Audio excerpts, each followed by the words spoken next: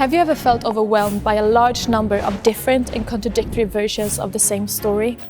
Then maybe you have been a victim of a disinformation tactic called flooding. Keep watching to learn more about this kind of manipulation and why it's dangerous. The goal of disinformation is not always to convince us of a manipulated or false version of a story.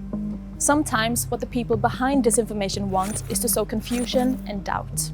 This behavior is often seen during crisis situations and disasters, but also during elections. Those trying to deceive us flood social media with different explanations and accusations. They often use artificial bots or trolls to spam as many channels as possible with a large amount of messages. They do this to control online conversations and drown out voices and views that are inconvenient to them. The different stories often contradict each other, even from the same source. This is a sign that the real goal is not to convince us of one particular story, but to confuse us. When the Malaysian Airlines flight was shot down over eastern Ukraine in July 2014, it was quickly followed by numerous different claims about what happened.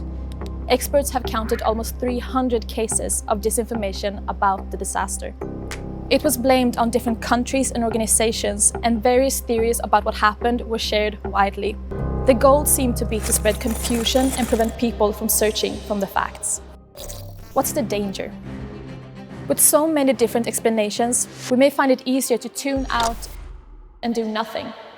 Our expert explains why it's dangerous. In the longer term, this tactic can have a destructive effect on society if people start questioning the existence of objective facts, or if they stop believing that it is possible to establish a fact-based reality. If everything is perceived as an equally valid version of reality, trust in media and in democratic institutions may suffer. It's of course important and healthy to see things from different perspectives and have a dose of critical skepticism. But if people start questioning things that are backed by facts, the people behind the manipulation have reached their goal of spreading confusion, apathy, and distrust. What can you do? Be careful when it comes to major crisis situations and disasters.